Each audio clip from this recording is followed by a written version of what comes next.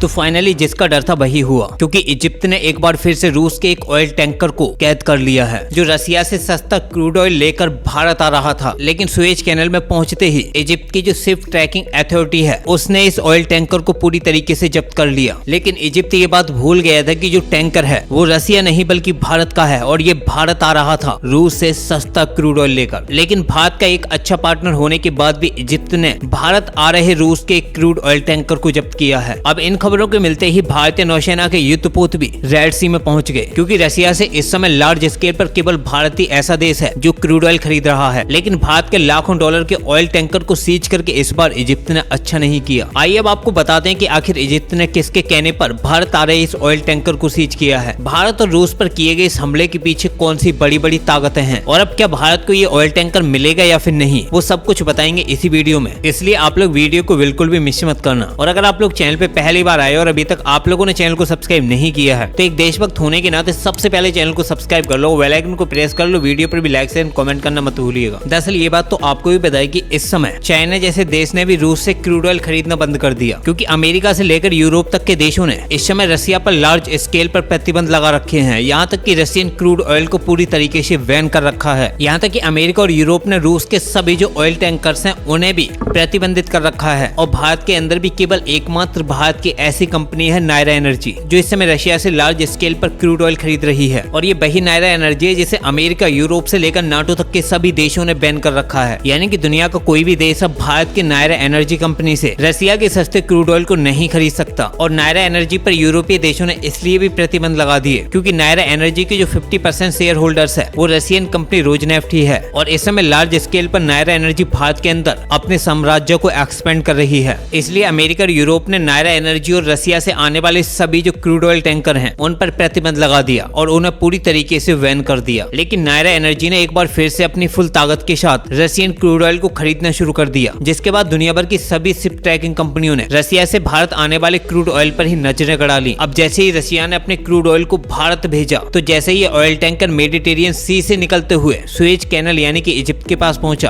तो इजिप्ट ने भारत आ रहे इस ऑयल टैंकर को पूरी तरीके से सीज कर दिया, क्योंकि इस शिप पर रसिया का फ्लैग लगा हुआ था। लेकिन एक बात बिल्कुल साफ है कि जितने भी रूसी और चाइनीज ऑयल टैंकर्स या फिर कार्गो शिप रेड सी से होकर गुजरते हैं तो हौतीज रिबेल उन पर अटैक नहीं करते। और इसके पीछे का सिर्फ एक ही कारण है कि रसिया और चाइना के जो ईरान के साथ रिलेशन है वो काफी स्ट्रॉन्ग है और हौतीज रिबेल को ईरान ही वेक्ट करता है। अब सबसे पहले आप लोग ये आर्टिकल देख लो ताकि आप लोगों को भी ये समझ आए कि कैसे रूस और भारत के खिलाफ एक नया षड्यंत्र रचा जा रहा है। दरअसल आर्टिकल में छाप है कि Egypt seizes sanctioned ship over unpaid Suez Canal tolls, यानी कि यूनियन ऑफिशियल्स के अकॉर्डिंग इजिप्ट की जो अथॉरिटी है उसने एक रूसी ऑयल टैंकर को जब्त कर लिया है, क्योंकि एक तो ये पहले से ही यूएस, यूके और यूरोपियन यूनियन द्वारा ब्लैक लिस्टेड था और ऊपर से रसिया के इस ऑयल टैंकर ने सुएज कैनल का जो टोल है उसे चुकाने में ये पूरी तरीके से असमर्थ हो गया था। और जब रसिया के इस क्रूड ऑयल टैंकर ने इजिप्ट को सुएज कैनल का टोल नहीं चुकाया तो इजिप्ट की जो सुएज कैनल की अथॉरिटी है उसने रसिया के इसी ऑयल टैंकर को जब्त कर लिया। सोचो, मात्र एक टोल के लिए इजिप्ट ने रसिया जैसे देश के अरबों डॉलर के ऑयल टैंकर को जब्त कर लिया। अब एक मैप के जरिए सबसे पहले आप लोग ये देख लीजिए कि आखिर सुएज कैनल है कहाँ और रसियन ऑयल टैंकर आखिर क्यों सुएज कैनल के रास्ते ही भारत तक आते हैं। देखो, सबसे पहले आप लोग ये देखो कि ये है बर्ड मैप और ये हमारा प्यारा भारत। और यहाँ से अगर आप लोग यहाँ जाओगे ना, यमन से होते हुए यहाँ पर इजिप्ट के रास्ते यहाँ है सुएज कैनल और इसी कैनल के सहारे जो रसिया से भारत का जो व्यापार होता है, मतलब ब्लैक सी से होते हुए ऑयल टैंकर से यहाँ तक आते हैं और इसके बाद में ये ऑयल टैंकर रेड सी से होते हुए गल्फ ऑफ अदेन को लेकर अरबियन सी में पहुंचते हैं और ये भारत तक आ जाते हैं। क्योंकि रूसी क्रूड ऑयल का जो साम्राज्य है वो केवल भारत तक ही है और रूसी जो क्रूड ऑयल है वो पूरी तरीके से भारत तक ही सीमित है। तो अगर यहाँ से कोई भी शिप गुजरेगा तो वो सीधा भारत ही आएगा। हालांकि रसिया के पास भारत तक आने के लिए जो दूसरा समुद्री रूट है वो बेहद ही लंबा है और अगर रसिया के ऑयल टैंकर्स इस रास्ते से आएंगे तो रसिया के ऑयल टैंकर्स को भारत तक पहुंचने में काफी लंबा समय लग जाएगा। आपको बता दें कि भारत इस रूट का इस्तेमाल केवल दूसरे देशों को हथियार सप्लाई करने में या फिर कुछ एक्सपेंसिव चीजों को डिलीवर करने में करता है। क्योंकि अगर रेड सी से होकर गुजरेगा तो यमन में जो हौतीज रिबेल हैं वो भारत के ऑयल टैंकर्स पर अटैक कर सकते हैं, वरना तो भारत अपने हथियारों की सप्लाई करने के लिए कार्गो एयरक्राफ्ट का इस्तेमाल करता है। अदरवाइज भारतीय सेना पूरी तरीके से एक्टिव रहती है और अरबियन सी के अंदर किसी की मजाल नहीं अगर किसी भी शिप पर दुश्मन अटैक कर दे। क्योंकि पिछले 1-2 साल में आप लोगों ने देखा है कि भारतीय नौसेना किस तरीके से अरबियन सी में एक्टिव है और पूरे इंडो एशियन रीजन के अंदर कई शिपों को भारतीय नौसेना बचा भी चुकी है, जिन्हें पायरेट्स ने पूरी तरीके से कैद कर लिया और उन्हें लूटने के लिए लिए वो या तो सोमालिया और यमन के आसपास ले गए, लेकिन भारतीय नौसेना के युद्धपोत और भारतीय नौसेना के जो मरीन कमांडो हैं वो अरबों के इन ऑयल टैंकर्स को उसके बावजूद बचा कर लाए हैं। और भारतीय नौसेना के इसी साहस की तो पूरी दुनिया ने भी तारीफ की है। फिलीपींस ने तो यहाँ तक कह दिया था कि चाइना और अमेरिका जैसे देशों की भी औकात नहीं है जो भारतीय नौसेना की बराबरी कर सके। भारतीय नौसेना समुद्र की वो शैतान है जिसका मुकाबला दुश्मन कर ही नहीं सकता। अमेरिका और चाइना जैसे देश भी भारतीय नौसेना की बराबरी नहीं कर सकते। रेड सी के अंदर से भी भारतीय नौसेना कई बार हौतीज रिबेल्स के कब्जे से शिपों को बचा कर लाई है। यहाँ तक कि भारतीय नौसेना ने पिछले कुछ समय पहले ही अमेरिका की एक वॉरशिप को भी रेड सी के अंदर बचाया था, क्योंकि रेड सी में जिस तरीके से हौतीज रिबेल ने कार्गो शिपों पर और वॉरशिपों पर अटैक किया है, यहाँ तक कि मल्टीपल कार्गो शिप्स रेड सी के अंदर ही दफन हो गए, जिन पर हौतीज रिबेल ने या तो ड्रोन हमले किए या फिर मिसाइलें दागी। जिसके बाद अमेरिका और यूके ने कई बार यमन के हौतीज के मिलिट्री बेसों पर एयर स्ट्राइक की है और काफी डैमेज भी पहुंचाया है। और इस समय यूके और यूएस की जो नेवी है वो पूरी तरीके से रेड सी के अंदर एक्टिव है, लेकिन उसके बावजूद ये लोग अपने कार्गो शिपों को बचा नहीं पाए। कई बार भारतीय नौसेना ने यूएस नेवी तक के शिपों को बचाया है, यहाँ तक कि उसके वॉरशिपों तक को बचाया है, लेकिन उसके बावजूद भारत आ रहे एक 159500 DWT डिग्निटी को इजिप्टियन अथॉरिटी ने कैद कर लिया है, जिसमें लगभग रूस के 22 सैलर सवार हैं। और रसिया का जो ये डिग्निटी ऑयल टैंकर है इसे रूस ने 2004 में बिल्ड किया था। और रसिया अपने इस शिप को रशियन क्रूड ऑयल को शिप टू शिप ट्रांसफर करने के लिए इस्तेमाल करता है। और ये शिप उन 180 शिपों में से एक है जिन पर अमेरिका, यूके और यूरोप ने प्रतिबंध लगा रखे हैं, क्योंकि ये शिप जब जुलाई के महीने में सुएज कैनल से पास हुआ था तो उस समय इस शिप ने टोल नहीं दिया था।